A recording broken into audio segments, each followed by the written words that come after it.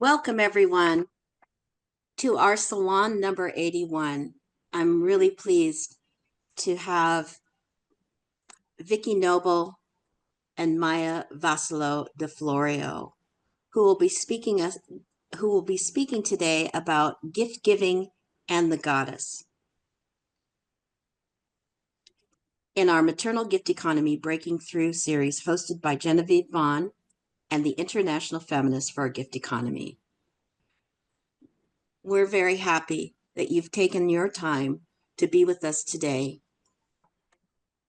and part of your time out of your Saturday. I'm Letecia Layson, your moderator. Our first speaker is Maya Vassallo de Florio. She is the founder of the first modern goddess temple in Italy. She started the Goddess Temple of Rome and its community with the intent of creating healthier models of existence, educating participants towards a new social paradigm. She provides courses in study and research based on the matristic values of care, gift economy, peaceful communication, partnership, respect for the planet, and love of all life in all its forms. She collaborates with La Spezia University and gives talks and workshops about goddess spirituality and matriarchy throughout Italy and the world. Some of the projects of international relevance are 3-year training Priestess of the Sea, Priestess of Aphrodite, an activation of goddess ancient temples and places, Roma Goddess Conference, and more. You can find her contact information on our website. Vicki Noble is a feminist artist, writer, and healer, wisdom teacher, author of 8 books, including Shakti Woman, Feeling Our Fire, Healing Our World, and The Double Goddess, Sharing Power. In the late 1970s, Vicki co-created with Karen Vogel the round feminist Mother Peace Tarot cards, revising both divination and world history to include women. In the late 1980s, she founded and directed the Mother Peace Institute in California and published an award-winning quarterly journal, Snake Power, a journal of ancient and contemporary female shamanism. Vicki has traveled and taught internationally, leading pilgrimage groups to sacred goddess sites around the world and facilitating workshops and seminars. Her books are published in numerous languages. She's retired from Women's Spirituality Master's Program at CIIS, California Institute of Integral Studies, and New College in San Francisco, and Sophia University in Palo Alto. She adapts Tibetan Buddhist Dakini practices for her women's students, holding private intensives in Santa Cruz, as well as Mother Peace Certification Program. You can find Vicki's contact information on our website as well. Welcome, both of you. I think I wanted just to add that these 2 women are also friends, and they are incredible women. We are really thrilled to have them both today. So welcome, Maya. I'm handing the mic to you. Thank you, Letecia. Thank you, Jen, for inviting me. I want to start by honoring the crowns of my life that are present here, which is you, Jen, and Vicki, which I have the privilege to have as my teachers. And Vicki, your Mother Peace Tarot cards accompany me everywhere in the world, everywhere I go. And so I want to start honoring you both and all the crowns present here, because I think this is very important to honor our lineage. So this is the first thing I want to open with. So today's theme is Goddess and the Gift. And so let us begin with the beginning, not just of this talk, but of everything, which is the mother, the breast, the first gesture of giving without asking. As Genevieve reminds us, the gift is not a form of barter. It's a maternal logic. It is what the mother does when she nurses her child. She gives because the other has need. This logic is older than currency, older than empire. It is the primordial economy, the economy of the earth, of the womb, of the spiral, the economy of the goddess. In ancient and modern matriarchal cultures, as described by another crone I adore and respect very much, Heide Göttner Abendroth, the world is not governed by force or by law enforcement, but by relationship and care. As I always love to say, it's not about ruling, it's about caring. And quoting Heide Göttner Abendroth, matriarchal societies are cultures of peace, not because women rule, so it's not a power over, but because no one does. It's about weaving and caring. And this is not just a fantasy of the past. In the Monzuo culture, still alive today, which is a society still alive in China, which has been beautifully described and studied by another amazing crone, Francesca Rosati Freeman, we find a real breathtaking example of this gift-based world, which is matrilinear, consensual, and free. Their sexuality is not controlled, is not a weapon, it is celebrated. And the maternal lineage is not denied, it's honored. But this leads us to a vital question. Why is the gift possible in the first place? The answer is very simple and profound. The gift can happen where there is abundance.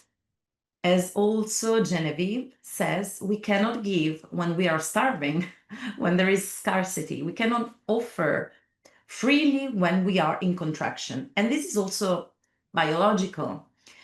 The doctor Bruce Lipton writes in his remarkable book, The Biology of Belief, a cell cannot grow and defend itself at the same time. It must feel safe in order to expand.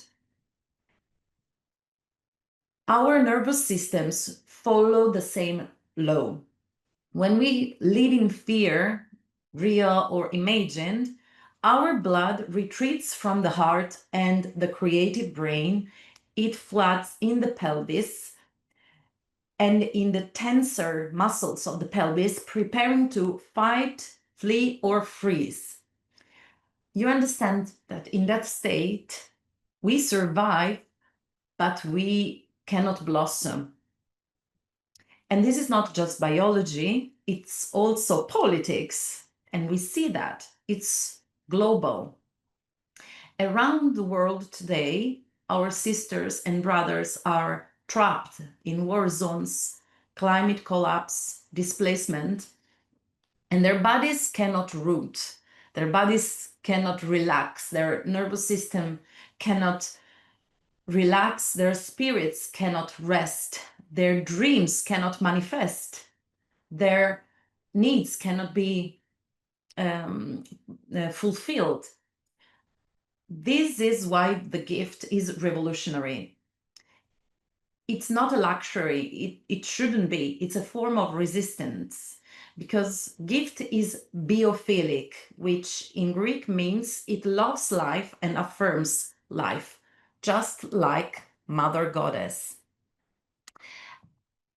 And now I ask, how did we fall so far from this truth?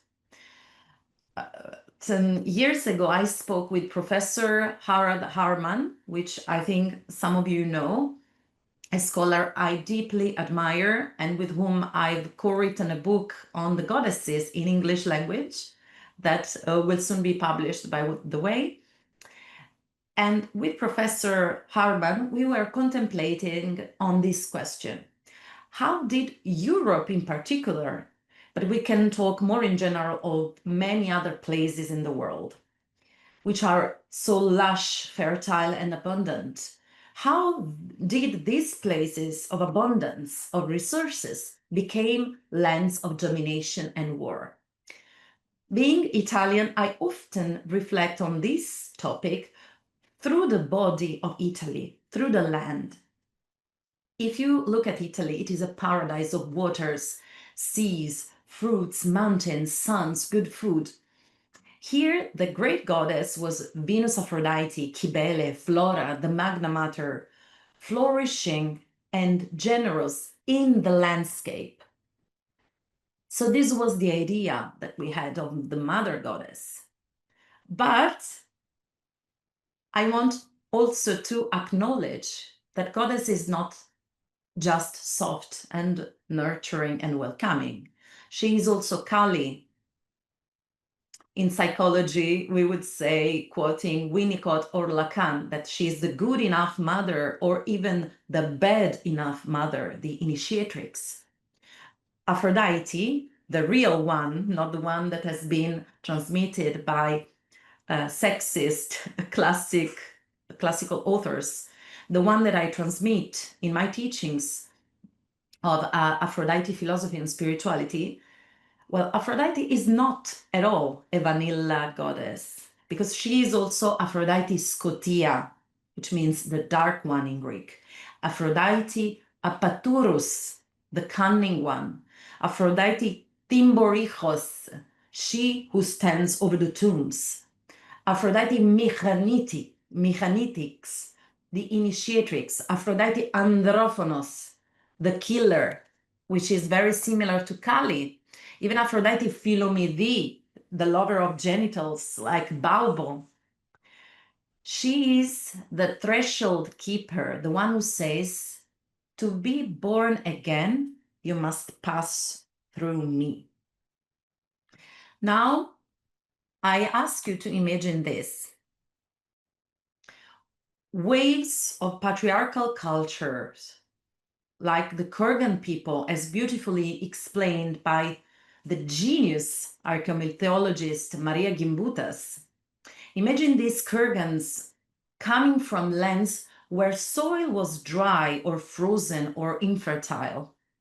For them, scarcity was not a metaphor, it was real, raw.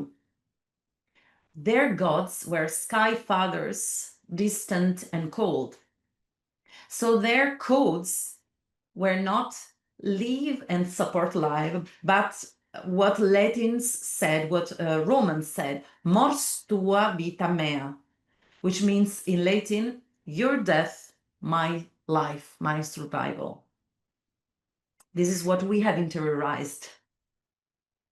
So when these patriarchal cultures and models of existence arrived in Pacific, goddess adoring ancient Europe, these people didn't know how to open and receive.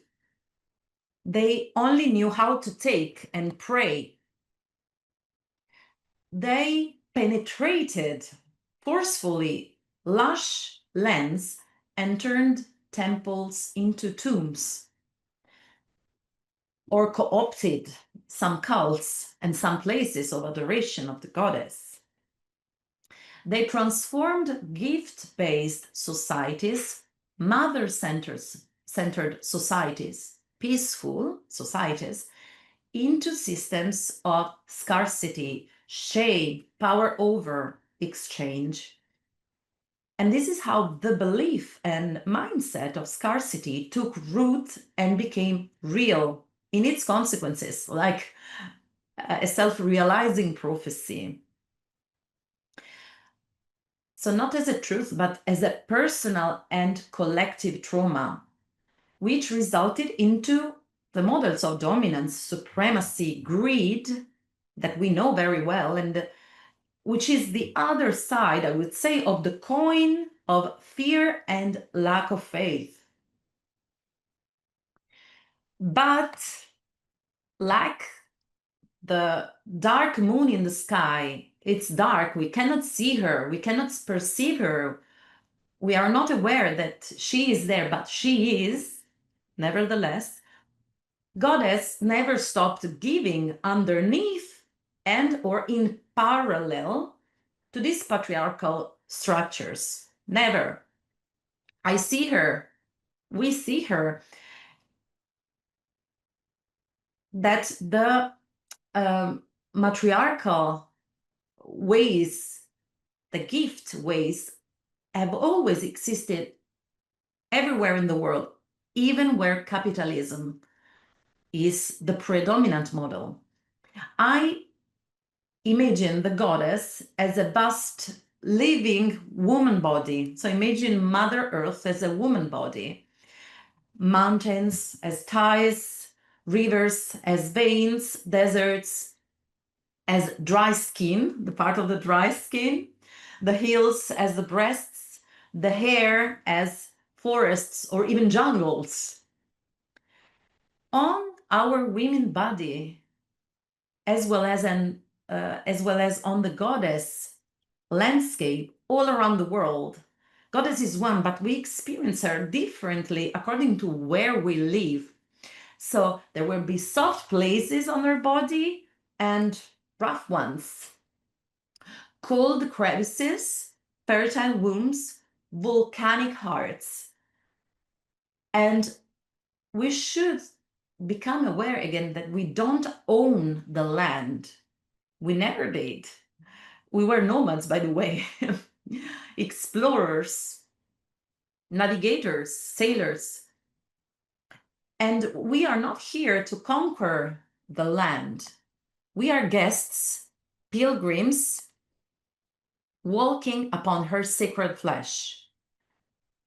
So imagine her like a woman body. You will note that there are places where she shows her like Kali face. So if we are little ants, if we live here, it's not very pleasurable to live in unhospitable places. Maybe it's better to live among the hair or on the breasts of the goddess. So there are landscapes, parts of the Mother Earth where she shows herself like her Kali face. There are floods, there are fires, there are volcanoes, there are earthquakes in some places of the earth. There are storms. And there are other places where she reveals her sweetness. And by the way, it's cyclic. So there are places where there are juicy fruits, warm soil, sensual and drinkable waters. It is we, human beings, who choose where and how to dwell, geographically and spiritually. She is simply, she has always been here. The only difference is that she is returning into our consciousness, like the waxing black moon rising after millennia of forgetting. Literally, practically, the earth is revealing her memory through archaeological sites discovered, songs remembered and inherited, or ancient versions of the stories remembered or discovered, ruins, dreams, ancient statuettes literally popping out of the earth more and more nowadays. She is making herself visible again. And one of those places where you can find her today is Rome, one that is considered the most patriarchal cities in the world, where the Roman Empire first and then the Catholic Church took over. It's indeed a very, very luxurious goddess land. Our temple of the great goddess that some of you know, some of you have been here, is dedicated to Aphrodite, who is considered the mother of Rome, because she was the mother of Enea, who was the ancestor of the gens Julia, so the ancestor of the Roman people. Our temple is not just an academy and a mystery school, it's a living altar a research center to reconnect with the roots of our ancestors and the greatest ancestor, which is the goddess herself. And it is also a sacred place and a community. A community that in these last 10 years of existence of the temple has become not just a local in the neighborhood of Rome, it has become expanded to whole Rome, to all Italy, and even the whole world. Now it's in an international community. And pilgrims from everywhere and students from everywhere in the world come and join this vision, come to visit this temple. It's very beautiful that we have sacred stones and sacred lands and sacred waters from all over the world in the temple. Knowing that, yes, we experience Goddess in different ways, but at the same time, she is one, regardless of geography. She is one. And the temple is a field of embodied abundance, beauty, Aphroditic rather than erotic, sovereignty, and gift logic. Here we don't glorify sacrifice, we alchemize pain. That is anyway part of life. We don't compete. We mirror each other and we train to cooperate. So in the physical and virtual international space of the temple, I would say we master the peacock medicine. Peacock is one of Aphrodite's sacred animals.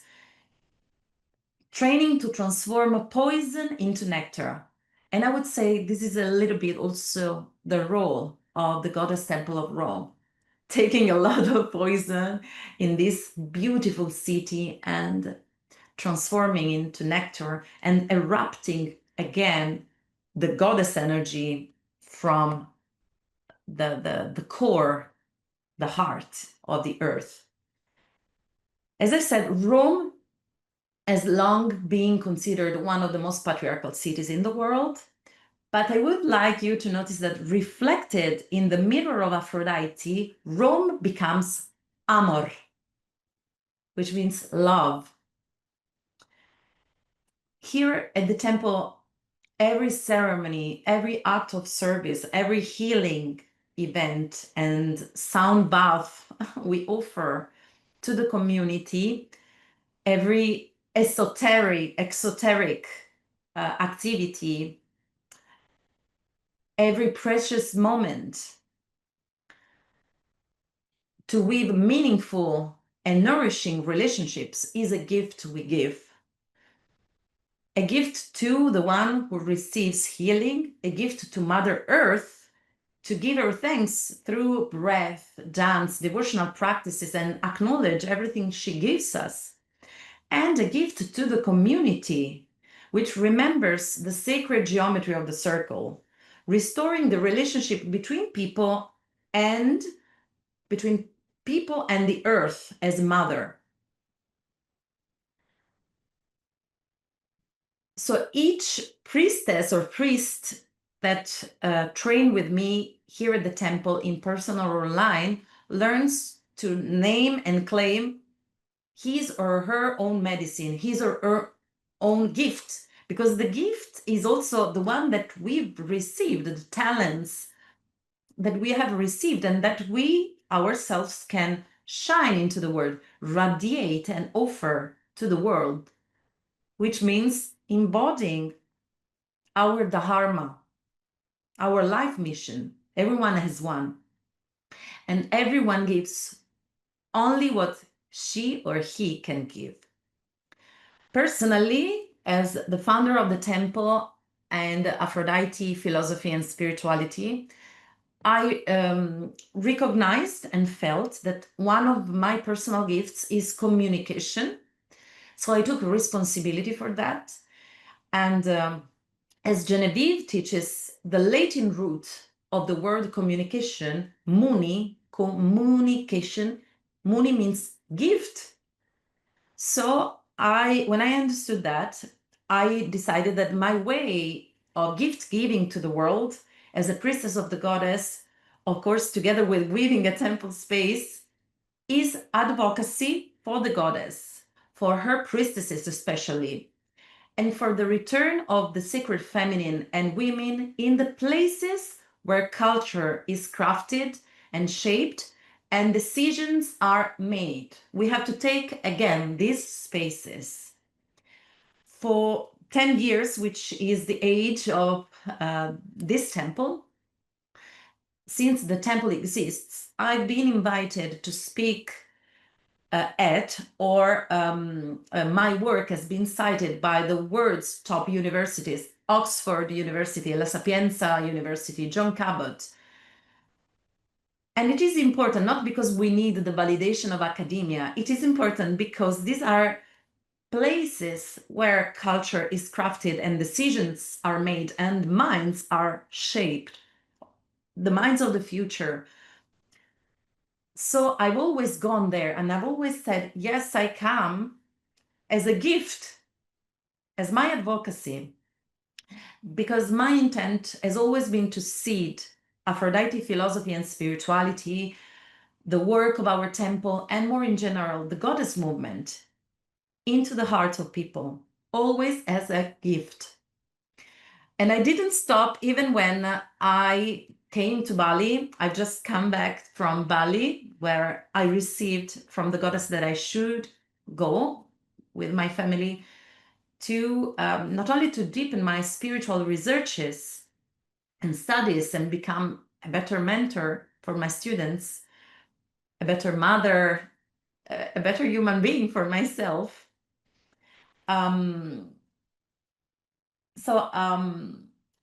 I decided I wouldn't stop even going there for these 9 months of self-pregnancy in which Mama Bali gave me birth again, literally.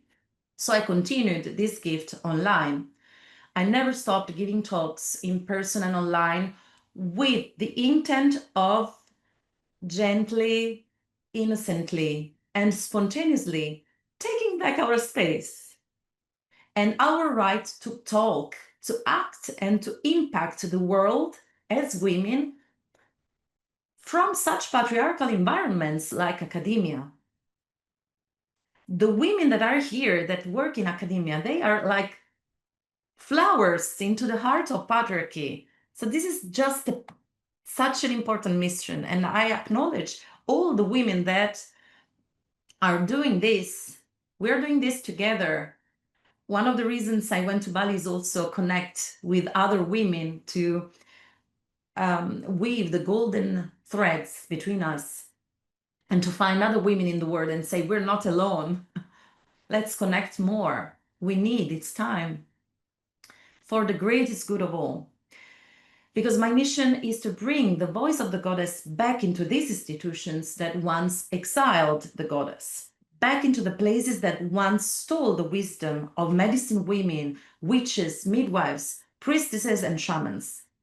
And we all have to do that, not through invasions, but entering with soft power and heartfelt presence. Now I'm really happy that I am back in person here in Rome, and on this Monday there will be a new international retreat. We will begin here in Rome.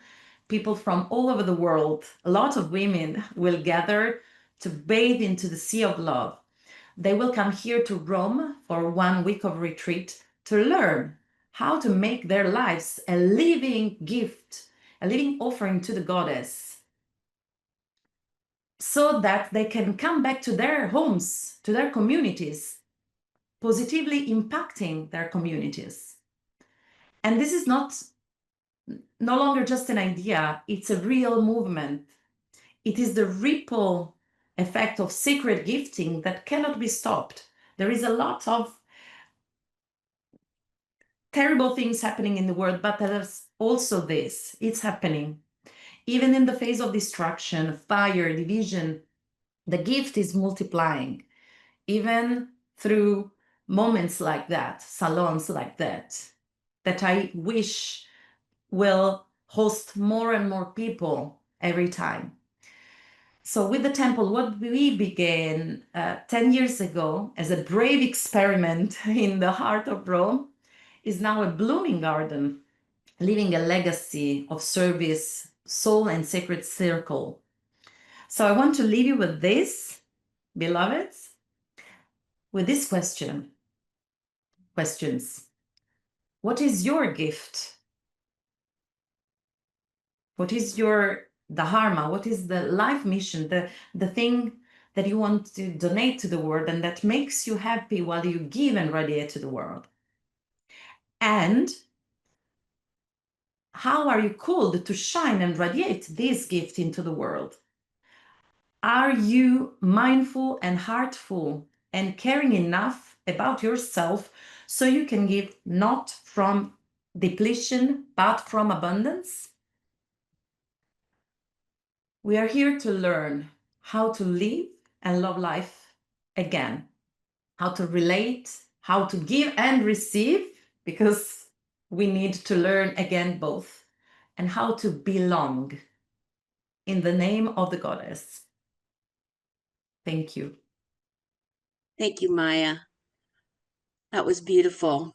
I'm going to just hand the mic over to Vicki and let Vicki begin her talk. And that was a very inspiring presentation, Maya. And I hope everyone, please do share with us. If you know what your mission is or your dharma, put it in the chat. We want to support you.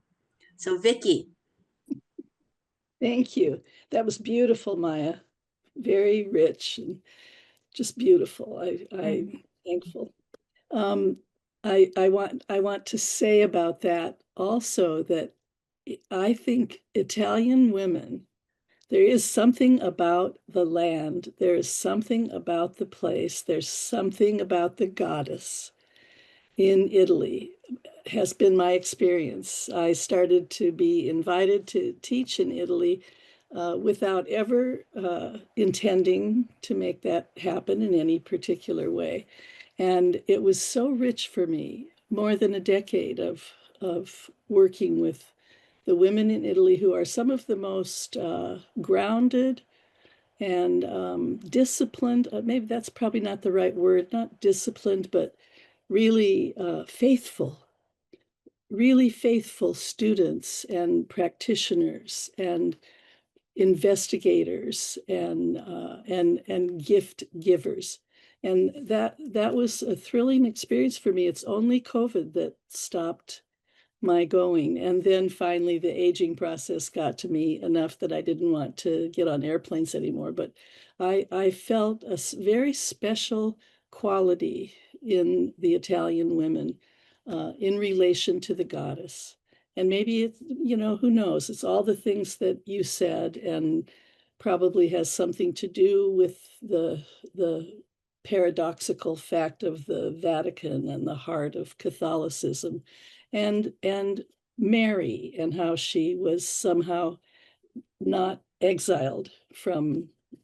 Anyway, I don't even know all the reasons, but blessed be. It's a wonderful phenomenon. Blessed be you that you came to Italy to seed for us, and we're keeping your legacy. Yes, well, you know how it is. If your students are dedicated, it makes you a better teacher. But you have to keep coming up with creative new ways of engaging them. And I've never had a more engaged experience. And the other thing I want to say before I begin talking about my subject is I want to honor all those women and people all over my country this morning and maybe all over the world who are in the streets. Right now, my protest is happening in downtown Santa Cruz. And I just want to link with them and really honor that they're out there in resistance and giving the gift of their presence on the streets and doing that, by the millions, I hope. And and I guess I want us to be there with them in spirit. Yeah. So what a perfect how easy it is to segue into my material from what you have shared with us, Maya. I feel so strongly that the goddess rising at this moment has to do with our particular destiny and dharma.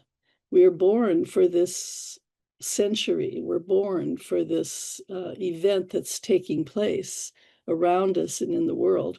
And the consciousness of the goddess and the gift, I think, are they're the only hope. If we don't come back to ourselves, if we're not able to come back to the divine feminine, I don't love that word, but I know that's what we're using these days to indicate the spaciousness, and the vastness of the goddess. If we don't come back into our understanding that we belong to Mother Earth and belong to the goddess and belong to that that spiritual link to reality, then I do fear that we will be, like so many other animals, extinct before too long. So I feel an urgency. And, I'm almost 80, so it's a long time I've been feeling this urgency, and it seems more urgent at this moment than ever before. And so I feel like it's wonderful that we're here together and that we can continue to share and connect through the goddess. One of the things I wanted to share before I do my PowerPoint is I wanted to show you some of the things from the from the early moments of the goddess movement, the modern goddess movement. So this is Snake Power magazine. This was the first issue. It's very beat up. I don't have very many left. And it was such a fascinating project to have a school and to put out a magazine and to be so engaged in my 40s. And I brought this out this morning because Demetra George has an article in here about the mysteries of the dark moon Lilith. She was doing the work with Lilith in the late 80s when I met her. And it was so profound. And similarly, Sultram Alioni has a piece in the same issue of the magazine talking about the Black Dakini and what that means talking about the Dakini in general and what that means for modern women. So I'd like to share just a couple of things from Demetra's Lilith work.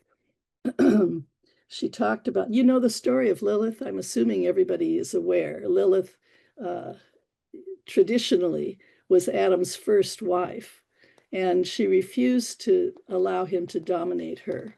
And on account of that, it could not work. And she flew away to the Red Sea, where where the myth goes on to demonize her, because in the transition to patriarchy, all the faces of the goddess were demonized and made into witches and demons, and just like our menstruation cycle was also demonized. The ovulation, good. Menstruation, bad. Light, good. Dark, bad. And so we were split off from ourselves and split off from each other and split off from reality 5,000 years ago. And so she's talking about Lilith as an embodiment of men's worst fears concerning their sexual potency and power. She became the prototype for men's unwillingness to accept women's equality and instinctive sexuality. When Lilith speaks through us, she is our voice who demands absolute equality in whatever situation we find ourselves, in relationship, job, family, group, etc., and who will not settle for anything else. She is unwilling to compromise if it means denying her essential values, beliefs, or ideals. I love this early work. I think it's so profoundly radical feminist.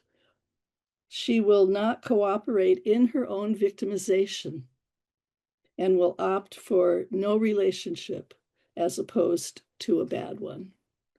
I mean, that is that's like a flag we should be carrying today. Very modern. I think maybe that's about all I'm going to say about Lilith. Let's see. The Black Moon Lilith takes the stance of Kali, destroyer aspect of the triple goddess, squatting over the ego self depicted by Shiva, with her curved knife, and just like the Dakini with her crescent knife,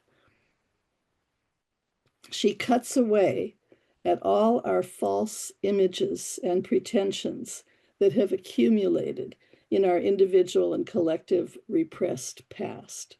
I feel like that's so indicative of what has happened for women in my lifetime.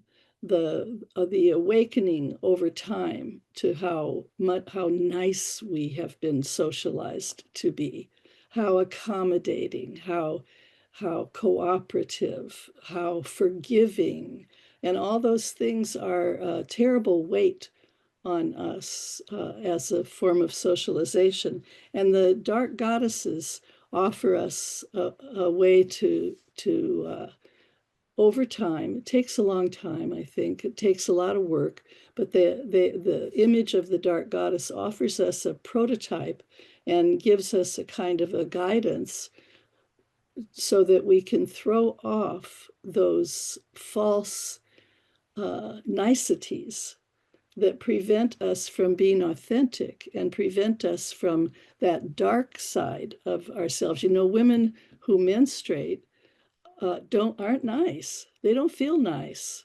When you're in your menstruation, you don't feel so nice. You feel we have words like bitch to talk about what it's like, you know, to have your period, the curse. And all of that, I believe, has to do with the fact that we're not able to voice our dissatisfaction, our dissent, our resistance, our big no to patriarchy, no to dominance, no to power over, no to war, you know. So the dark goddess is on our side whenever we're making that kind of growth. And so now what I'd like to do is show you some images and give you some of my thoughts about the different ways that we might express the dark goddess in fruitful and productive ways in the present moment. So sharing. And so this beautiful image is from the artist Lauren Rain. Some of you may know her from the ASWIM conferences and so on. She makes masks of the goddesses. And I have taught mandala, goddess mandala, Dakini mandala classes for a long time, for decades now. And she has made this amazing mandala of the dark goddess, the black goddess. And she's given us all of the colors that are in the mandala. So I'll just show you, like, this is the blue Vajra Dakini in her fierce form. Here's the yellow Ratna Dakini in her fierce form. Then the red Padma Dakini and the green Karma Dakini, and finally at the center, the white Buddha Dakini. But here are their fierce faces, showing you the dark side of the wisdom that they offer us. And these are images, these are Tibetan Buddhist images. The one on the left is Majik Lapdran. This is a statue from the seat of Majik Lapdran in Tibet.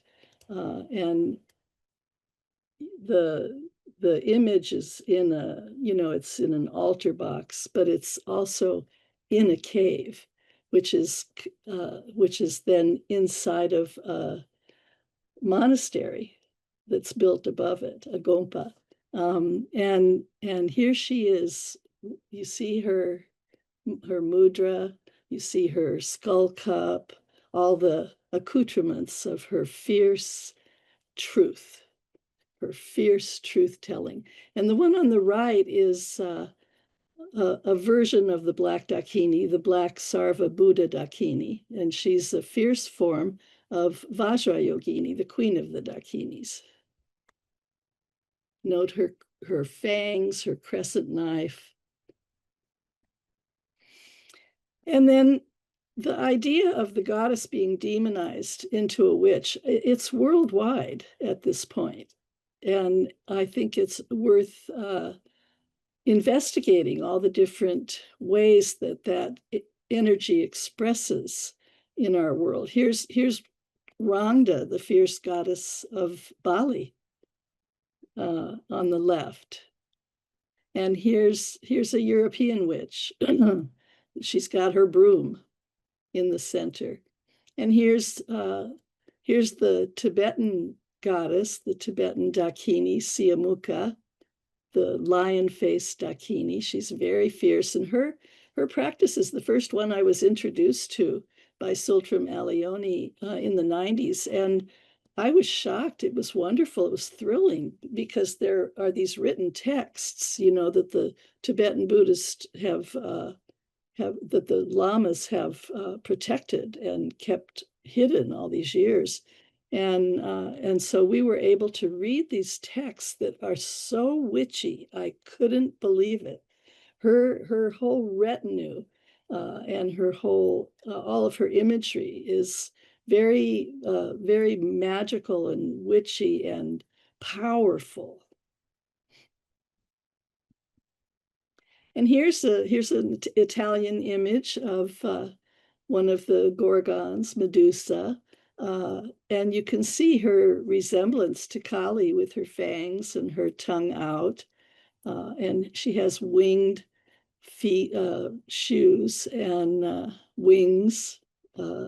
She's really a prototype of the fierce goddess with all of her yogini powers, cities.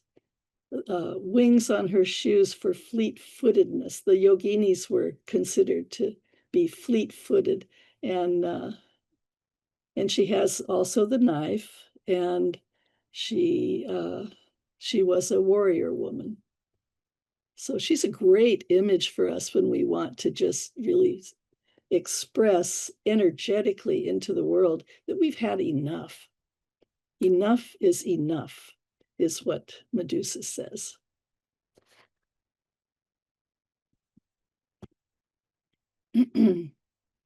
Okay, these are from Peru. The museums in Peru are full of fierce female images like this. They're considered shamanistic. They're considered to be in trance and to be performing shamanistic healing, powerful acts.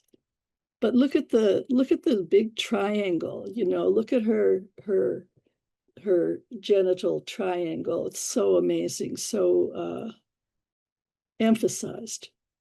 And just as a sideline, the vulva as a glyph, as a symbolic reduction to a point, is sort of the shorthand for the goddess. Everywhere, all over the world, the vulva is the most ancient image. It's the most widespread and pervasive image all over the planet. The goddess has been with us since we became human, and before, probably. She's part of our becoming human. Think of the human female menstrual cycle and how we're the only species that has such a thing. The other animals, even our close primate relatives, the bonobos and the chimps, they have estrus. They show a little blood when they're fertile, and that's a signal to the male, and that's how they procreate. We have a completely different system. We hitched our fertility cycle to the moon somehow, and we did that from the very beginning of our evolution. And we have a bipolar, a natural, beautiful bipolar cycle that is synchronized with the moon. And if you think about ancient women and no electric lights and nothing to distract from reality, the moon in its phases would have completely synchronized all the women in the community who would ovulate and bleed at the same time and together. And so that it's my particular feeling that the earliest ceremonies came out of the shared experience of the collective menstrual cycle. And that bipolar cycle is what makes us unique and is one of the most important parts of the so-called leap into being human. And so these images are just carrying that on. The genital triangle, for thousands of years was the profound expression of the female, of the goddess, as above, so below. Her body is my body.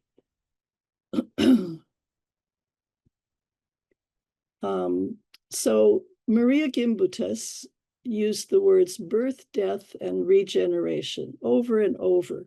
She said to us over and over again, the goddess is not only fertility, she's all of it. She's cycles of life. She's the eternal return.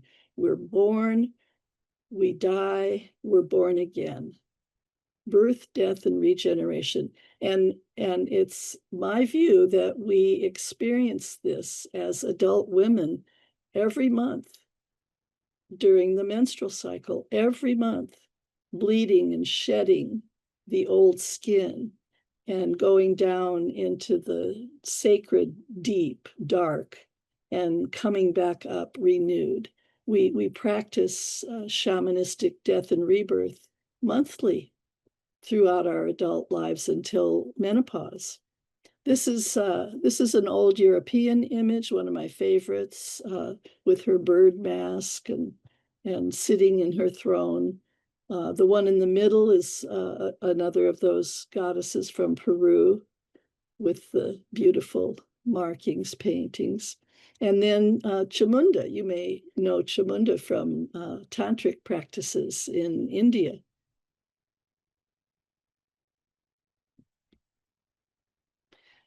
So fierce goddesses encourage protest. So think of all those people we're aligning with today who are in the streets. Here's Starhawk up on the left. I'm sure a lot of you have experienced her work. In 2008, right before the election, we organized a very interesting protest in San Francisco, and it came spontaneously for me through in a way that often happens for me, where two or more things come together and kind of wake me up to something. At the time, I had just gone with my son Aaron, who has Down syndrome, and a bunch of his friends and their mothers. We had gone to the movie theater to see Mamma Mia. And I had no expectation. I wasn't really plugged into that kind of pop culture, and I didn't know what to expect and assumed it would be very lightweight and not important. Well, it was mind-blowing. It was so wonderfully feminist, and it had so much Greek imagery going back. It was like the Maenads, dancing and all that. And so I was very touched by that. We went to the movie several times. And at the same time, of course, it was the election year and Obama was running. And I wasn't very plugged into electoral politics, but I know what it was. They kept putting up Sarah Palin as a feminist. And I was just horrified. She was the Republican candidate for vice president and not a feminist. And so it made me mad. And I wrote a newsletter and I said, I think we've forgotten what feminism is. You know, let's remember what feminism looks like. It looks like, you know, the women in Mamma Mia dancing their way down to the ocean and jumping in, and unifying in that way. And I got letters from so many people who answered me, women who answered my newsletter, saying, we'll dance in the streets with you anytime. So then I decided, well, let's do that, you know. So I contacted Starhawk and my friend Chrissy Kiefer at the Dance Mission Theater in San Francisco, and Max Dashu, just a bunch of friends and colleagues who I knew would be up for it. And we created this Rise Up and Dance event for Halloween, which happened to be on a Friday night that year.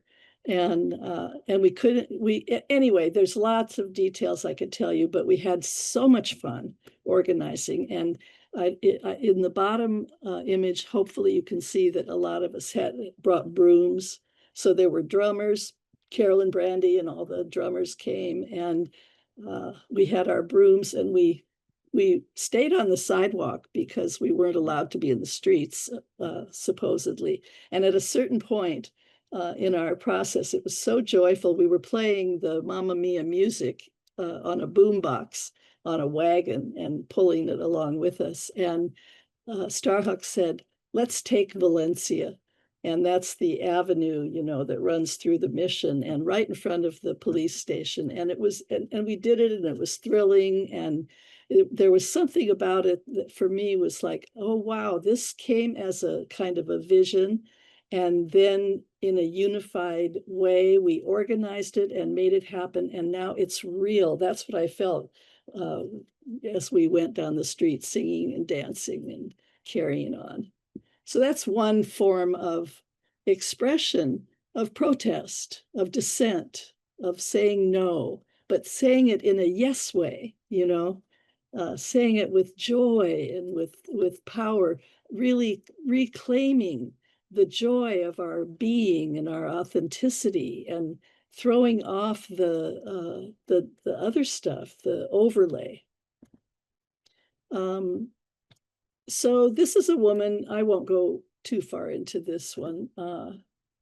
This is a woman, Maria Reiki. She was in Peru for 40 years, and she just was a very active, singular, and kind of isolated woman with a vision and a dharma, and did hands-on research in Peru that brought forth really the shamanistic content of the mummies. This is one of the mummies in Peru down here. So many of them were female priestesses.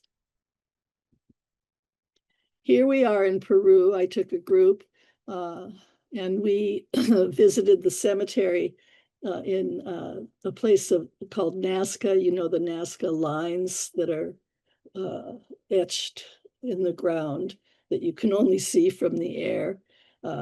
Anyway, this is a cemetery that had been vandalized, basically, and exposed, and so then they finally got protectors.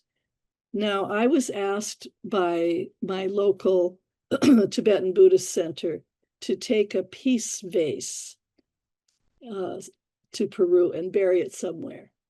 And so my group took the vase to the cemetery. We felt like it was where it was needed. And we did ritual. We went around and collected all these bones and skulls that were on the surface of the land. And we had our guide had smuggled in a shovel, and we were able to dig a nice big hole and put the stuff in and do ritual. And when we did the Black Dakini ritual, a huge wind came up and swirled around us as we were chanting the Black Dakini chant. It was so powerful. One of the most powerful moments I remember in my life. So there's that kind of protest or resistance as well. We can use our magic. We can call in the deities, the female energies that are bigger than we are, and who can take on some of these battles that feel too big for us, too overwhelming, feel like each of us feels a helplessness in the face of the juggernaut of patriarchy when it's so active like it is right now. But it's never true that we can't do anything.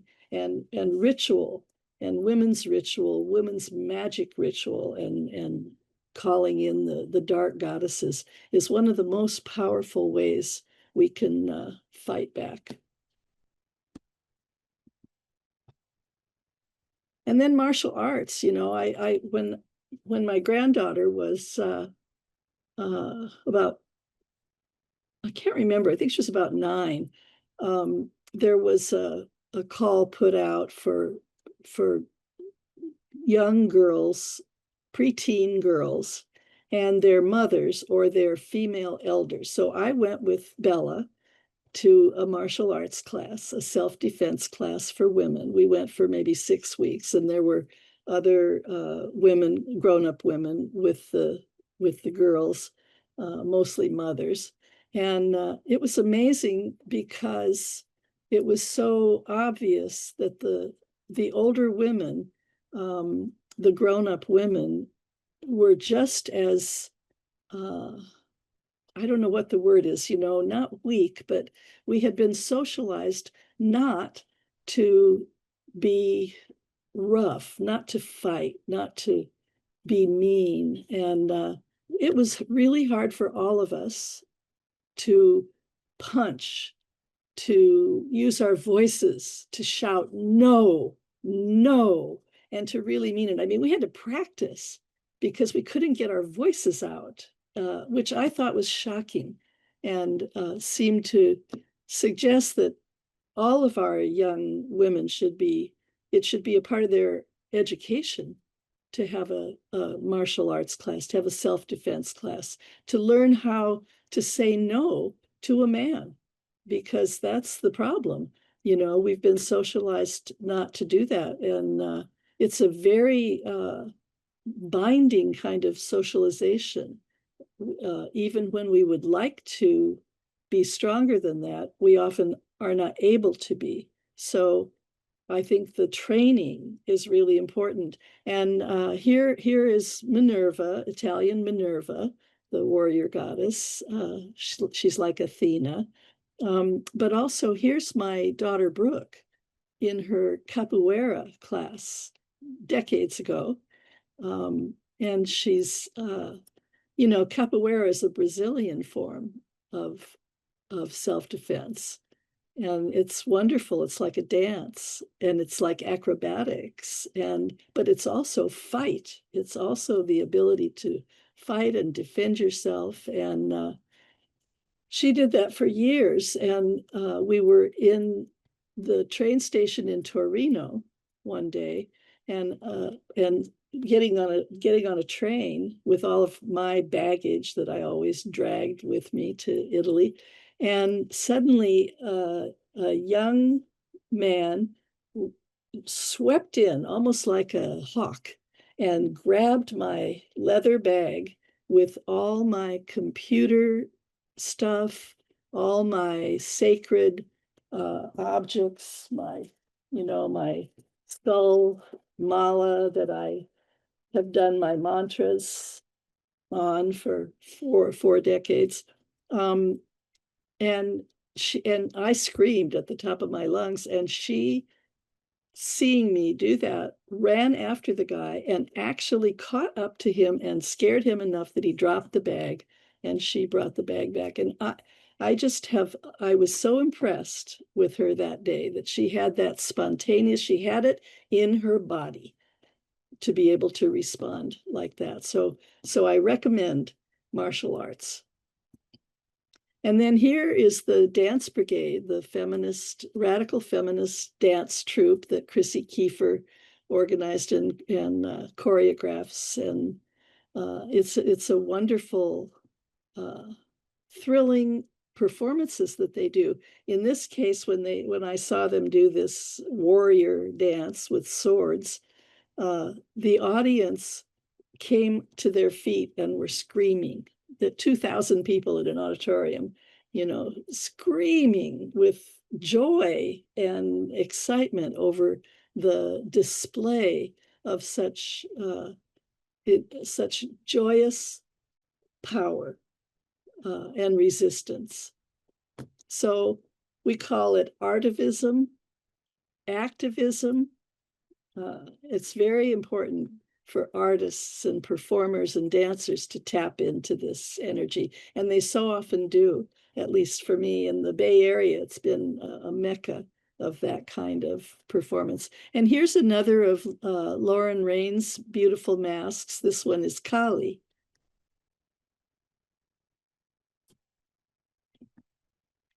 And then here's Mary Daly. She was, boy, was she a modern Amazon woman. This is a wonderful quote of hers. Okay, I can't see it because she said, there are and will be those who think I have gone overboard. Let them rest assured that this assessment is correct, probably beyond their wildest imagination, and that I will continue to do so. I love that. And then this is one of my Black Dacchini workshops with the Italian women. We were at a place called Bonasola on the coast, and I made the spontaneous decision at some point that we were going to do our ritual. I was going to put a double axe on each of them at the base of the spine. And then we would do our ritual to the Black Dacchini. And so here we are. So again, I really want to emphasize the joy of throwing off the taboos against using our voices and our bodies and our expression, our energy, to not just protest, but to turn things around. Always there's magic. Always there's the potential for the magic that is so powerful. It's a kind of magic that we own. It's part of our menstrual cycle. It's part of who we are as female bodies, females in bodies. So I really encourage playful, wear costumes, get out of reality a little bit and get into using your imagination and your touch the joy of being a woman and protesting and taking back our magic and our rituals. So that's pretty much what I wanted to say. I think my time is up. Is that so? Yes. I think this is a great place to stop and to hear from all of you, to take your questions or comments and see what you have to say in response to our thoughts that we've shared with you today. Wonderful. Thank you so much, Vicki. Let me just check in with Maya. Maya, do you have anything that comes to the top of your head that you would like to share with Vicki or that inspired you while you were listening to her? It inspired me a lot, the joyful aspect of protesting. And this is one of the things we will do in our retreat. We plan to go to do a sort of flash mob silently in the Vatican. Oh, how wonderful. So we will go just silently because the retreat that is starting next week, it's both a retreat here in the temple and a pilgrimage in the goddess sacred sites. So we will do ceremonies, dances, singing, beautiful moments in nature. And I decided to close everything following Sunday with a silent moment but laughing inside, because now, yeah, even protesting, it's prohibited. Even peacefully protesting, it's prohibited. Even in Italy, it's not an easy time. So we'll go all dressed in white with a red rose, and we will go there singing Ave Maria. Wonderful. Yeah, we will. I think this also that the laughter, the joy. There is a sentence in the movie. I don't know if you know the movie that says, "A laughter will bury you." Ah, well, You know that sentence? I don't, but they've done studies, these studies came out, I think, around the turn of the century, and they were studying, they were asking women, what are you afraid of? What are you most afraid of? And women would consistently, unanimously answer that they were afraid of being raped and murdered. And then they would ask men, what are you afraid of? And the men consistently said they were afraid of being laughed at. Ha! So also the gesture of an asirma, which is raising the skirt and showing the yoni. Now it can be done seriously, and it can be done also like Baubo. Baubo, when she goes to Demeter, who had lost her daughter, she's naked and dances. And this destroyed mother starts laughing again through the laughter connected to something funny and sexual. So it's like the sexual laughter brings back life into a moment of death, an inner death. So what happens in laughing in this joyful moment is that our pelvic floor and our diaphragm do so, like move. Yeah. And so you have to breathe. And breathing is the first thing to bring life, to bring prana and life force and energy in. And when you do so, your pelvic floor moves again, and all the blood stuck there starts circulating again. So the fight, flight, and freeze mechanisms can be melt in this way through the laughter. So the Yes. thing that you touched, Vicki, I think this is the key. We should enjoy more. That's why they prohibited laughing in some places. They prohibited showing the faces of women, so you cannot have empathy and communicate through the facial expressions. They prohibited singing and dancing in the streets. And Really? this is the greatest form of rebellion, laughing. Yes. Laughing, Yes. and I like that. And also at even a more invisible level, maybe, the women in, I think it was Nigeria, where Shell oil was so colonizing and so destructive. And it was the women, and it's not really sexual. It's an interesting thing. It's genital, but it's not sexual. It's part of our Shakti that never ends. And the old women would threaten to get naked. And their men who worked the oil rigs would all run away. Now, that over the years that changed and they had some pushback, but I thought it was so interesting that the power of the women, the actual power of the women that the men know women have, it was still available enough in their culture. And also the Bolivian women who stood up to the water privatization company. It's indigenous women have something that our Western women, I believe, have lost, the ability to just stand our ground, and to understand so much in our bodies that we're connected to the earth, that the earth, the survival of the earth is our survival, and that the two are dependent on one another. And in the West, we don't seem to know that. We've kind of lost it out of our bodies, which is why I was saying, do martial arts, get it back, dance, take it back. We have to feel our Shakti, because Shakti is both uh, sexual and relational, And also, it's deeply dark goddess. It's deeply magical and powerful at stopping violence and stopping destruction. You had in Oregon in US, right? You had this, I think it was not even 10 years ago, that beautiful dancer. She got naked in front of the army with the spread legs. Yes, In yes. Oregon. It was in She Oregon. made a display.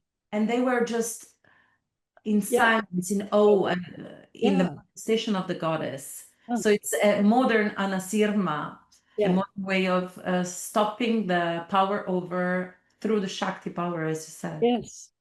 Through claiming it instead of being shamed. Right. Because the demonization of the dark goddess and the female, that female aspect in us, that shaming has been so powerful that we cower and try to hide it, like we hide our menstrual periods, that kind of thing. But it's, if it can be expressed, if it can be released, it's the most powerful force on the planet. Another thing that now it's taking space, and I like it, and I am one of those who promotes it. It's claiming again the menstrual cycle as a gift, bringing back into circulation the gift. So giving back our menstrual blood, it's not rubbish, it's a gift to feed the plants, to feed Mother Earth. And in shamanism, there are some way of sayings, in many shamanisms, many forms of shamanism, or so-called shamanism all over the world, that say that when we women start again drumming and bleeding freely on the land, and drumming to the heartbeat, not the drums of the battlefield. And so we will stop the spread of another kind of blood, which is the blood of the worse. Yes, I've always said that the the demonization of our menstrual blood and our not being priestesses anymore who give that free gift as a sacrifice at the altar, when that went away, we've had a bloodbath on the planet ever since. Yeah. And the two are absolutely two sides of one coin. Mm. And so I think, yes, and in women's spirituality in the early goddess movement in the States, at least, but I think in other places too, the very first thing that we spontaneously did without being in contact with one another, the elders now from that time period in the 70s, we started to track our menstrual cycles. And we started to sacralize the menstrual cycle. And we all did it independently of each other, but we all made it part of our core teaching. And what so isn't that amazing? The way that the awakening, I feel the goddess energy is never gone, of course, ever, and always, but goes underground when she has to, when it's too dangerous and so on, and then bubbles up it like a spring, like, bubbles up like mineral water and wakes us up, comes right in and wakes us up from nothing, from no context at all. And then there we are, awake to the ancientness, to the matriarchal gift of our human evolution. Yeah. We could have a long conversation about this. Long and ongoing conversations. And I invite every person in this room and listening to please carry on the conversations in your communities, because we will not be able to actually transform the world without those conversations going on. It's so very important. Let me just check in with Jen. Jen, do you have any thoughts that you wanted to share? I know that you've been deeply listening, and I've seen this beautiful smile on your face the whole time when you come on screen. So let me just check in with you. Unmute, my friend. Yeah, thank you all so much. It's been a great experience listening to both of you. I was just going to ask, if you would gift us, each of you, with some short ritual to do in these terrible times. We have just this tremendous crisis, several levels going on. And if we had just a very short ritual to do, or a prayer, or some kind of incantation, Yes. it would be very helpful. I'm going to write mine and put it up on the screen so that people can copy it down. It's a short chant to the Black Dakini. It's her mantra of approach, and everybody can do it. And when we can do it, you can do it constantly. You can do it when you're driving, when you're walking. You can do it when you need help, when you're frightened, that kind of thing. So I'll write that. Okay. Right.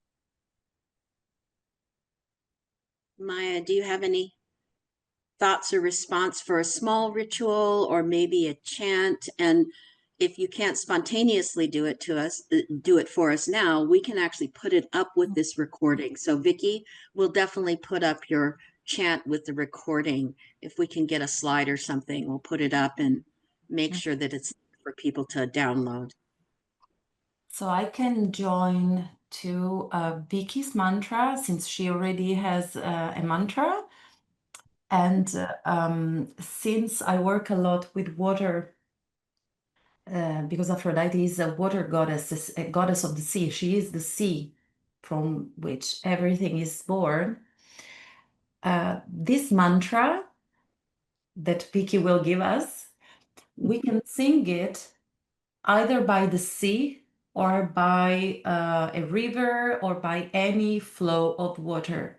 Because in magic, everything, every magical act or psychomagical act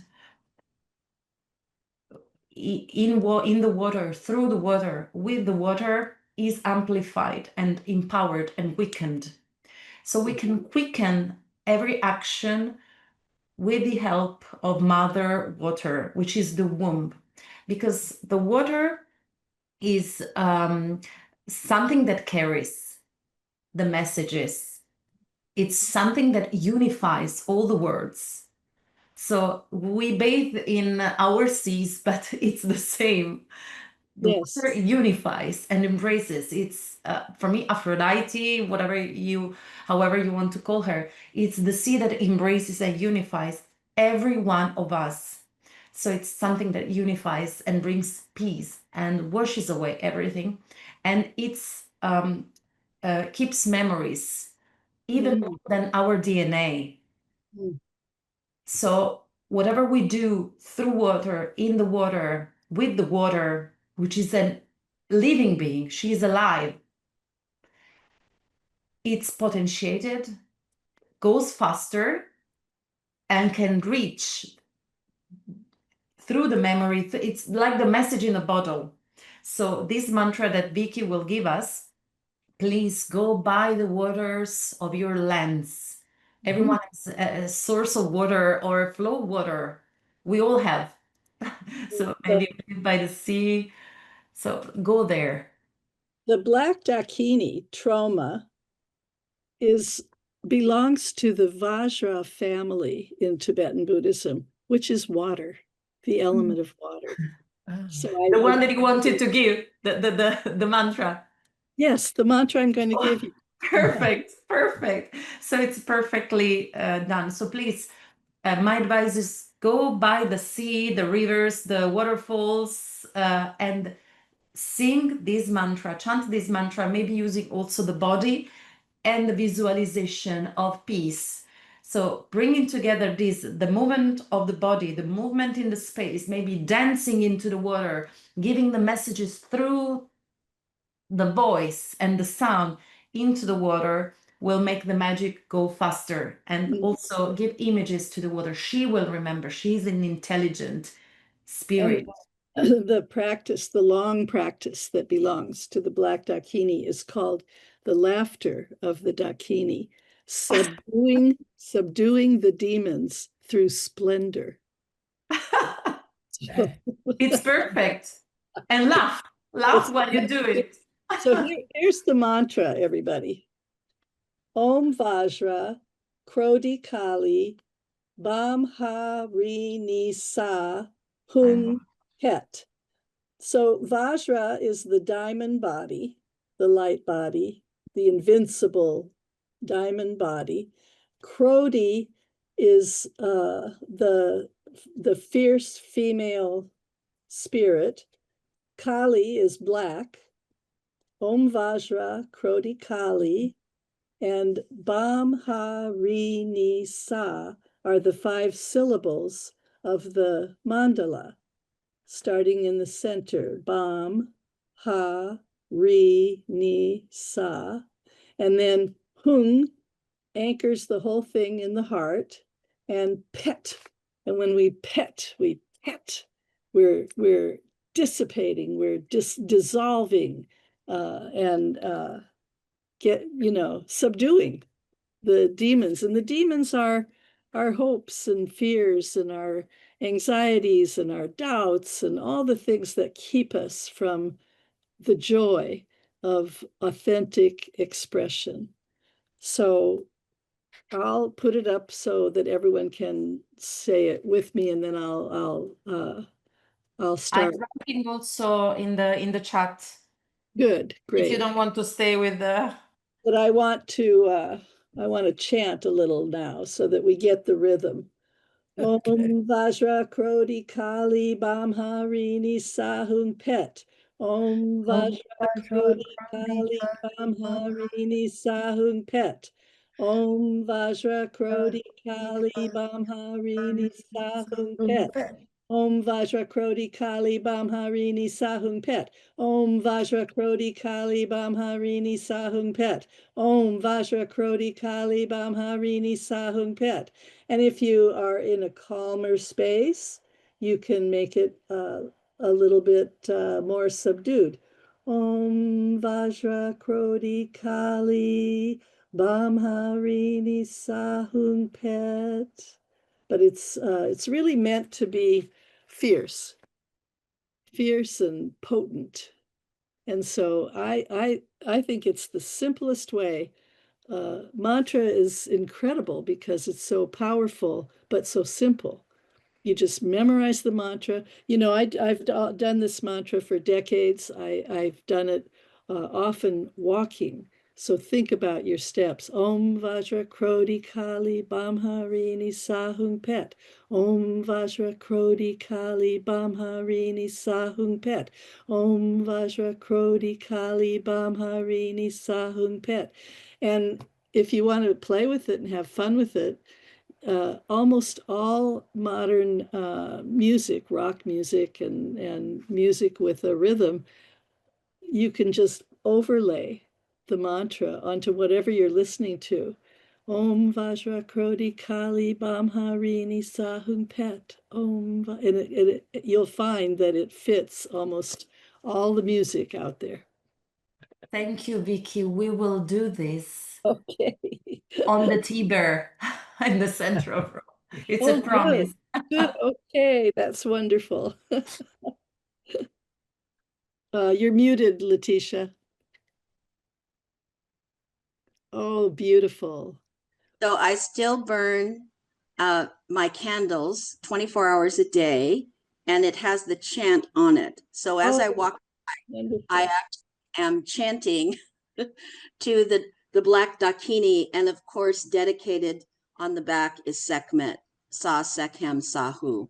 So these are two simple, well, not simple, but powerful and dynamic ways we can actually have a perpetual prayer going on in our own house. Yeah. That is, the simplest use of mantra is just to quiet the mind, to quiet the train of thought that gets going that you can't stop, and it's all filled with worry and doubt and anxiety and what if, and you do a mantra and it dissolves the whole thing. Fantastic. Yeah. Thank you. Blessed be. Let me just check. There is a question in the chat that's asking if when you send the actual chant, could you do a translation, what it actually means? Sure. And then put up that slide so that people can download that and they can come back with the recording and listen to that. So that will be beautiful. Okay. Let me just check in with either Liliana. Is there a question that you have or something that you'd like to check in with Vicki and Maya? Yeah, there's a question for Vicki. Can you expand on the explanation of the dark goddess, please? Well, you know, she's paradoxical. That's what's so wonderful. All the teachings that come from India and Tibet and the teachings on Sekhmet, the teachings on Kali, they're all the same in the sense that, first of all, she's very whole. It's like a return to our wholeness before there was patriarchy. Wholeness, power of all kinds, light and dark, and so one of the descriptions of all of these different dark goddesses, one of the words used to describe them, I think is the word compassion. They're all considered to be very compassionate. And sometimes that's hard for people to understand, people being us in the West that we're talking about now. We're not used to compassion as a fierce expression. It's been sentimentalized. That's the word. We're sentimental. We think that we need to be nice, that being kind is being nice, that being compassionate is never hurting anyone's feelings, never, going against the grain, which is just not true at all. And all of the dark goddesses express a kind of compassion that overrides that sentimental, personal, hurt feelings kind of philosophy. It goes to a more transcendent level where we understand that, for instance, if you're experiencing someone who is abusive and you constantly forgive and forgive and forgive until he kills you, that isn't helpful to that person. That is not compassionate because he's making terrible karma. And the best thing you can do is to not enable that bad karma. I know this is a little esoteric, but it's really deeply true. The kind of compassion that really cares in the big picture sense is the kind that would stop that behavior, that would put an end to that behavior because it's hurting him or her, and it's not helpful to be nice about it. So that's the complexity or the kind of contradiction, the kind of paradox that we find in all of the dark goddesses. And I think it's terribly important that we somehow begin to understand that on a larger scale so that we aren't always trapped into thinking we have to be nice and we can't say that truthful thing and we can't stand up, for ourselves or for someone else who's being harmed or or abused. So that to me is one of the most essential pieces of the dark goddess that is the most difficult for Westerners to understand. It's like the fierce mother, it's discipline, it's reality-based feedback that we give our children when they have gone over the line in some way. It's not good for them to coddle. And especially in patriarchal culture, of course, that's how boys are raised often by the mother. And it's not helpful. It gives them a sense of getting away with things that is really bad for them, karmically speaking. There will be consequences to bad behavior. And so you want to help those you love to stop behaving badly. So it's very complex, very hard for us to learn, and a really good thing to practice. Yeah, I think the Western notion of the individual makes it a little challenging, because when you consider that an individual who is bad behaving is affecting many people, not just one person. And so that collective expression, when you choose to actually speak the truth, not in a way of harming or violence, but simply stating what is, Right. and having the courage to say it directly, is probably, I think, one of the most difficult things that people have, because usually criticism or speaking the truth to someone,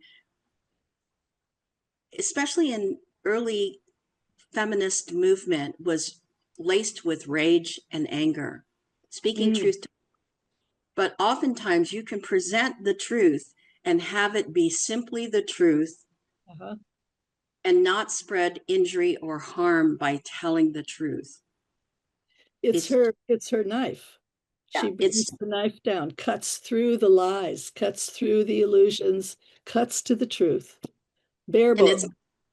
It's not personal. It's just, this is what is happening. And so to perpetuate the coddling of trying to fluff up somebody's feelings to receive the truth is slightly a manipulation, good or bad. So and anyways, bad karma for you too. Yeah. I understand that. I hear that. But it's such an important wisdom, because today in the United States, where there are speaking truth to power, millions of people are on the streets right now, you know, and they're speaking the truth about many things that are wrong in the culture. There's a lot of energy, but the whole idea is to be nonviolent, because we don't want to perpetuate violence. That's not what we want. And that is I'll say it, it's a personal discipline, where discipline is not a negative aspect. It's being able to hone your power in a way that is a force that moves you forward into a collective positive future. Well said. Let me just check in with Judith. Judith, do you have a question that you would like to, that is either in the chat or, yeah. There's a question in the chat. It asks, is the dark goddess in association with nothingness? We hear about the dark is, and that perhaps one of the goals of meditation is to dissolve into nothingness, and how is that associated with the dark goddess? Rather than the word nothingness, I would use the word emptiness. It's a kind of what we understand in Buddhism is it's a kind of pregnant emptiness, and so it's spacious. We dissolve into being one with everybody, everything. It's so calming. It's so good for the nervous system to spend a moment even in that space.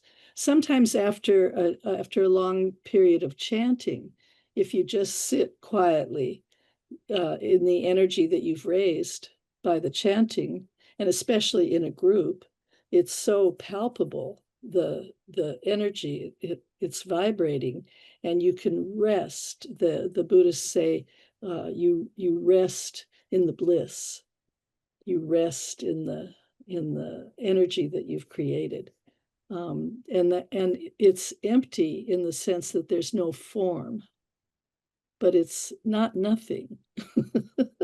It's empty. It's pregnant and empty. Again, Maya, yeah, Maya, do you have anything you wanted to add to that? Any thoughts?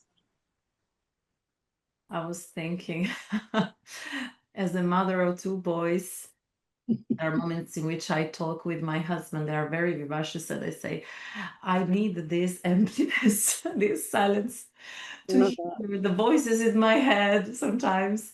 So this is so precious practically, to alternate, like in the Tao, to alternate the moments of fullness and the moments of emptiness, of void.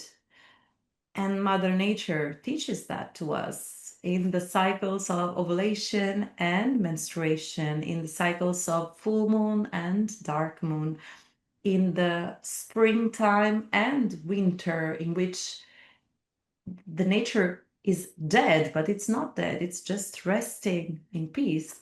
That's also why in Tantra, in Aphroditic philosophy and spirituality that I teach, we alternate a lot moments of dancing and moving and singing, and moments of resting in Shavasana, like laying down in total silence with no other sound. Because this is very important to remember that infinity loop, that polarity, and transcending the polarity, comprehending, taking in all of that.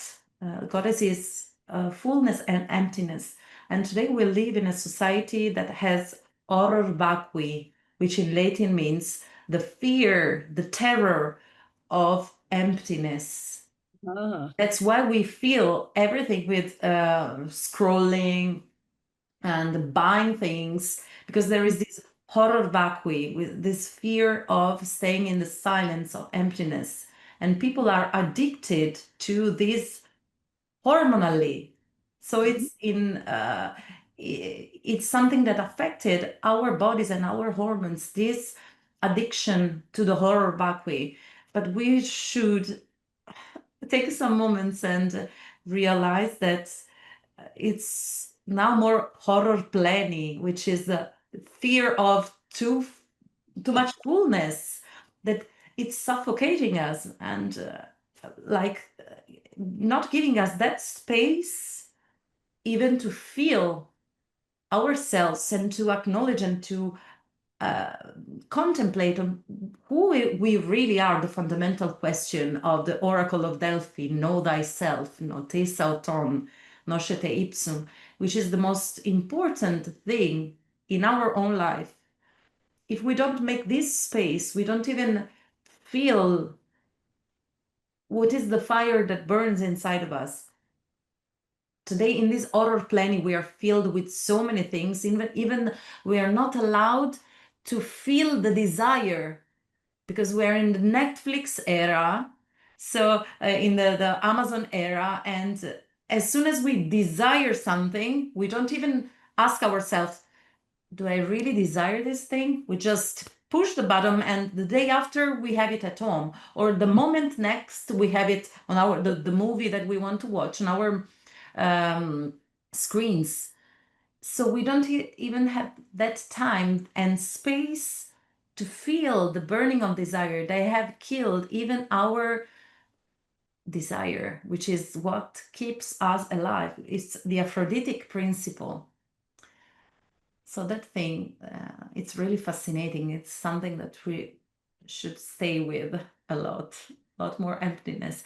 And there is a meditation we do that I teach in the training, the Aphrodite and Sacred Sexuality Priestess training, during the period of Halloween, Samhain, however you want to call it. We call it Time of Dark Dawn, which is the abyss practice. So you can do it actually whenever you want. During menstruation, for example, it's very good, or during the dark moon, if you don't menstruate. You can do any time you need it. Just darken your room, silence everything, take time and space for yourself. As women, it's part of what Vicki was saying. We have the right, and we have to claim the right to say, I'm out. Bye. You do it by yourself. I'm retiring into my womb, into my cave, and stay in this abyss of silence, just staying in the silence, No sound, no chanting mantras, just staying in the darkness and in the silence you can start for half an hour and 1 hour, and you can build on the practice slowly and do it even for several hours. We build up in the priestess training, of course, for up to 7 days of darkness. But yeah, I suggest you to do it for a little 7 time. minutes. Yeah. But it's something that I really cherish what you said, Vicki. Yeah. Thank you. You know, if life gets going too fast for me and I don't have enough time for my mystical self, my inner mind wakes me up in the middle of the night with the issue, whatever is the issue that needs addressing. Yeah. And so I'm very appreciative of that. You know, I feel like I'm never disconnected. I can get spun out with activity and obligations and things, but I don't disconnect because my inner mind is guiding and helping me remember and literally waking me up with a message. Boom, take care of this. Mhm. And, Yeah. and I'm very obedient. That's the other thing about having a path of the dark goddess. You really must be obedient to Mm. the messages she shows you, because they do go against the grain, and it's not necessarily what you would do if you were trying to make everybody happy and keep things nice and not rock the boat. But the dark goddess is like, nope, you gotta rock that boat. You know? Yes, Vicki, it's what exactly the process you're describing. It's what happened when I received the message to open the temple. You have to open the temple in Rome, boom, boom, like. Yeah. Yeah. And it was in a dark moment of the year. It was sowing, and I was in Glastonbury, and I was pregnant. And I said, okay. During the night, I was awakened.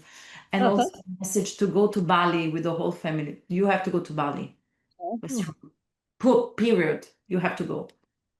And it happens in reverse also, which is maybe even more difficult to deal with. I was once planning a big event. I had a school. I had by that time several years of students who all wanted something to do. And so we planned a big ritual for San Francisco in a big, beautiful building, open with plants and spiral staircases and things. And 1,000 people was what we anticipated coming. And all of my students were going to be the priestesses. So I first started planning the event with a Mexican woman that I had connected with, and it seemed very powerful. And we were going to honor the goddess Coyolxauhqui. She's the dismembered goddess that is on the wheel that they found under the Templo Mayor in the Zocalo in Mexico City. And some other Mexican women from San Francisco told me, absolutely, we're going to boycott if you do that. You either use the Virgin or not. And so I canceled the event. I felt, oh, it's too conflictual. And they were the indigenous women, you know, telling me.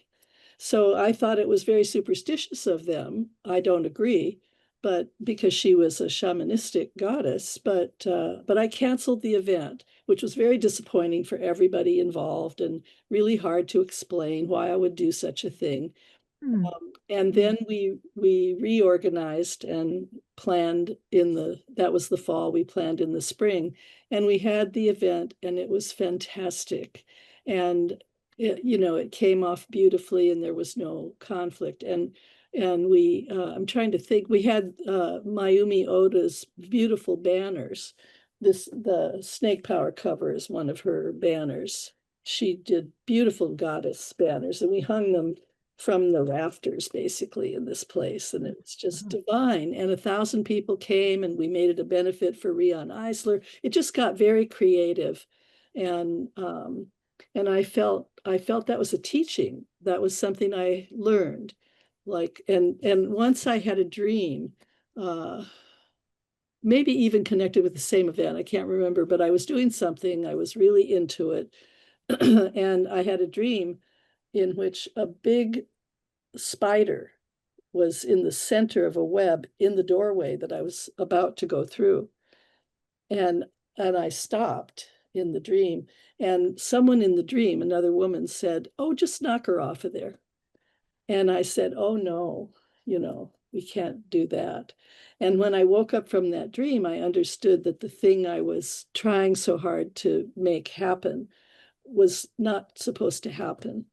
And so again, it's challenging to take on the dark goddess as your meditation deity, or whatever you want to call it, because she's for real, and her truth cuts through all the politeness and all the constructs, so that there's just nothing but just this is it. Thanks, But it's Vicki. worth it. Vicki. Did you have something else, Vicki? No. Okay, Jen, you're leaning in. I am, yeah. Well, I'm still wanting something else, and that is, there's just every time I turn on the TV or the radio, whatever, I hear of another massacre. I hear of some other horrible thing happening. Is there a phrase I can say when I hear that that changes the energy, that changes what they're doing? Is there something I can use? I don't really know if you can change what they're doing. I mean, collectively, if we were all chanting, working, praying together, we would certainly have an effect. But what's happening is global. It's astrological. It's so big. And one of the things I love about the Dakini archetype is that the Dakinis are huge beings. And so we can give them our problems, and they're working on it. They're working on it on a whole other level. And so bringing the Dakini through and becoming part of that energy, I think, is very helpful. But for me, in terms of just calming myself in the face of the news and in the face of what's actually going on, I feel I feel like my Buddhist teaching kicks in, and all I can do now is witness. And so I promise myself I will not go to sleep. I will not tune out. I will not turn away from what's happening, even though I'm helpless in it at the moment as an individual. I won't turn away from it. I'll be present. I'll be present. And then, something may arise, of course, that we can do. But if it doesn't, because there are bigger time cycles, and, I remember Demetra George talking about, if you overlay the 8 lunar phases, we overlay the 8 lunar phases onto the year, and we do the 8 goddess holidays. But you can overlay those 8 lunar phases onto 40,000 years of our history, of our story, of our goddess story. And when you do that, the last 5,000 years are the dark moon phase, the balsamic phase, when the goddess withdraws her energy from the external world, the way Inanna, went to the underworld and Dumuzi took over her throne. She withdraws her energy. This is the new moon cycle every month. She withdraws her energy, and then you distill out the gem of that cycle and bring it, I always think, bring it through the needle's eye, into the next new moon, into the next cycle. And I personally feel that we're at a point where it's dire, but we can't check out. but we can't fix it either. One of the things my best Lama friend told me when I said, what do you think about what's happening? This was 25 years ago. And he said, well, you can't, once karma has gone far enough that it's manifesting, you can't really reel it back in. It has to complete. And so, you don't work fruitlessly against the expression of the karma. You witness and maybe speed it up in some way. I don't know, but anyway, that's how I talk to myself, because I thought we would change the world. We tried so hard, and somehow we didn't, and here we are. And so I feel like all the activists must feel that on some level, that there's a kind of really profound disappointment that we weren't able to change that energy, that karma that's unfolding, even though we change it in small ways every day, and in every way that we are able to be present.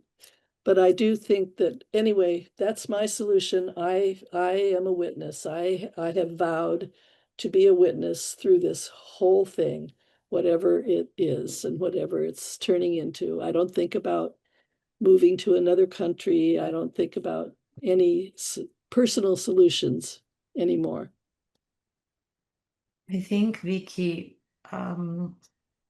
what you all have done during the years of activism is not wasted. And if nowadays there are so many young or middle-aged women that are carrying on your legacy all over the world, we are multiplying. There are so many of us, and you seeded and awakened, like Mary Daly that you quoted. She said, every sparkle activates many other sisters, the ancestors of the future.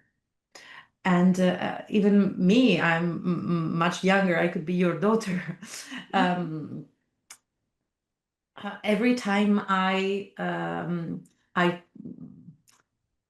accompany, I facilitate a path for a younger priestess, or also elder priestess that are also students that are much older than me, that can awake at any time. I have students of 60, 70 years old. People can awake at any time. And this is the moment in which Goddess is, as Demetra George said, is popping out. She's showing up. She's making herself visible.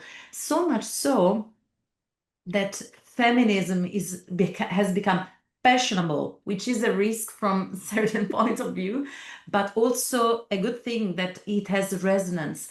Matriarchy has more resonance. Goddess is so much more known that she is the main character of many movies of colossus like Disney last movies for our sons and daughters have the main character of the goddess.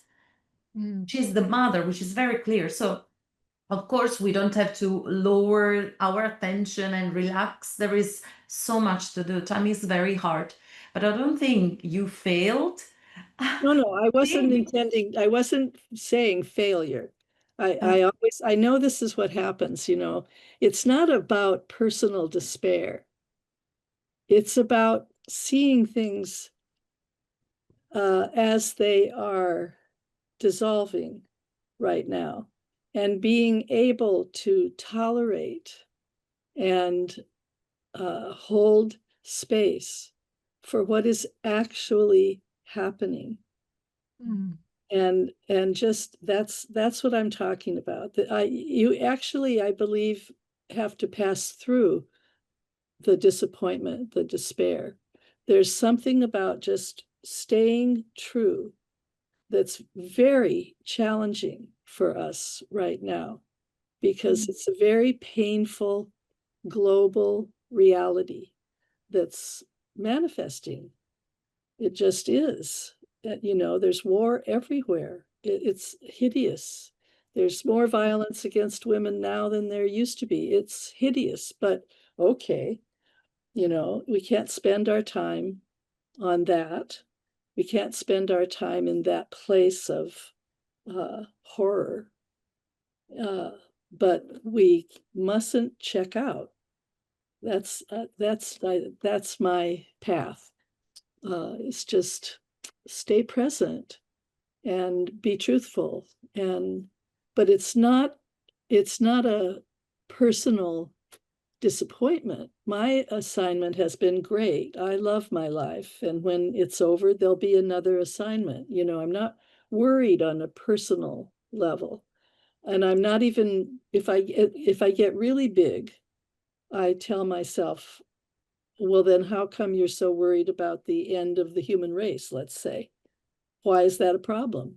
Everything dies and is reborn. So that was a big confrontation to me a decade or two ago. Like, why is that such a problem? Why are you having a fit over that? Because we're so egocentric as a species, right? That we Yeah. think it's Yeah. Mother All Earth the will others- continue. Jen. But no, the world is such a precious, beautiful place. Yes. To destroy it, it's Yes. awful.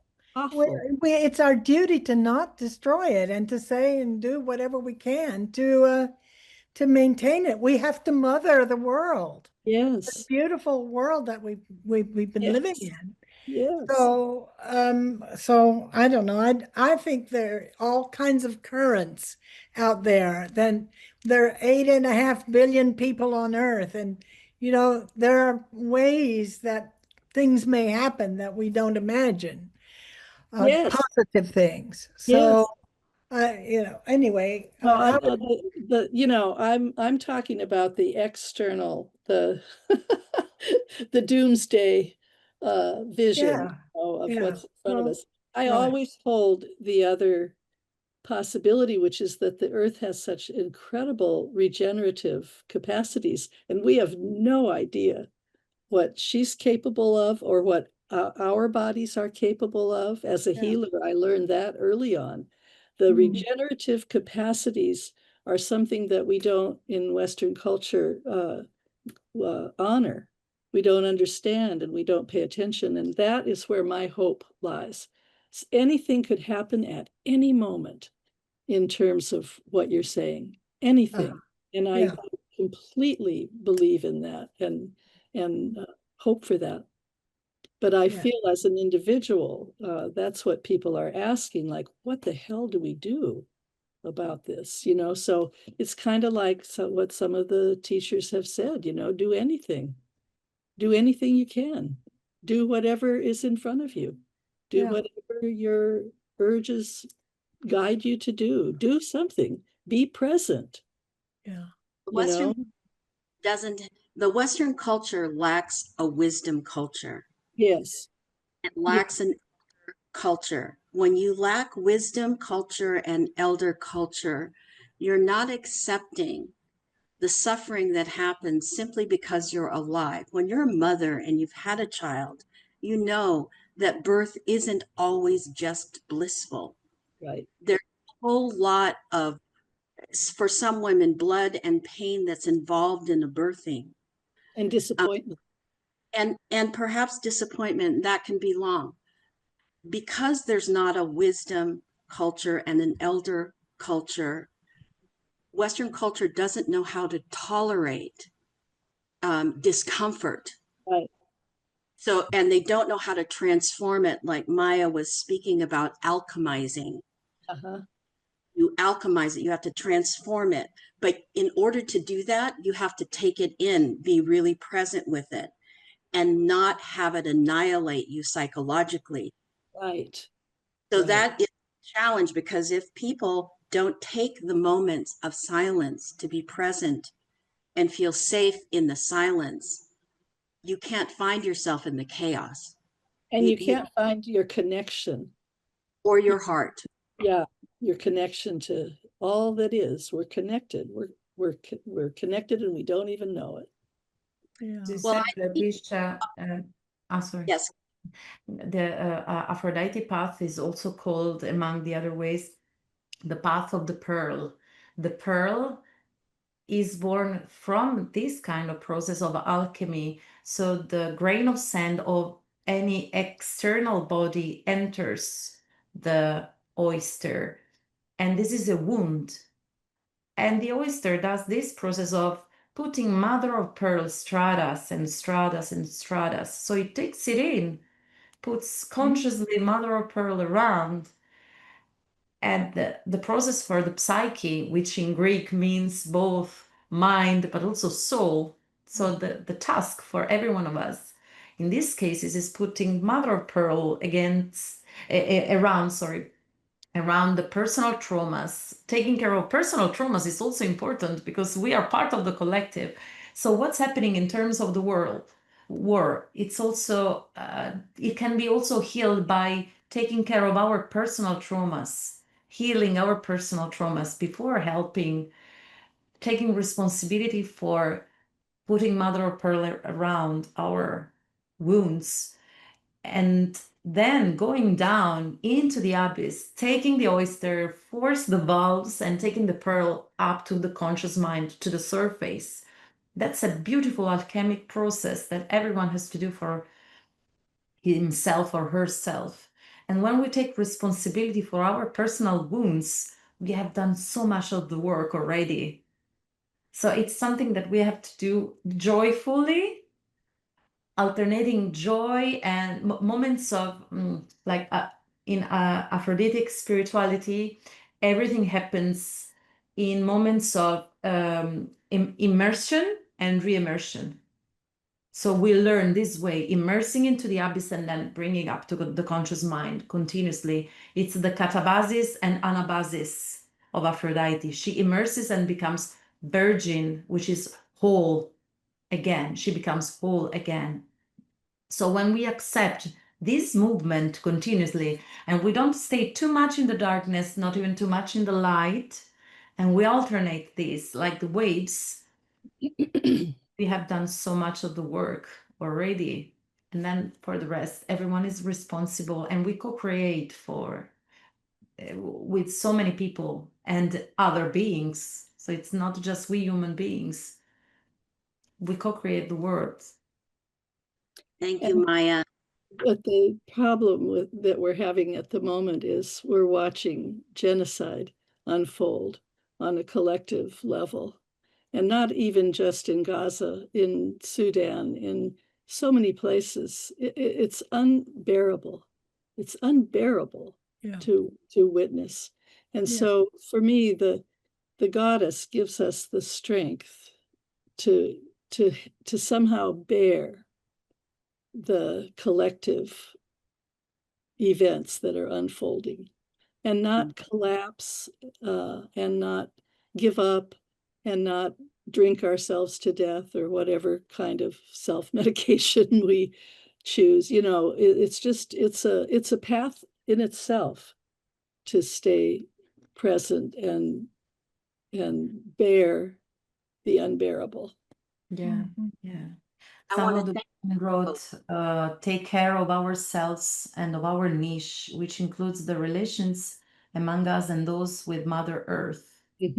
That's the way to bear. Yes, yes, it is. Yeah. Yes.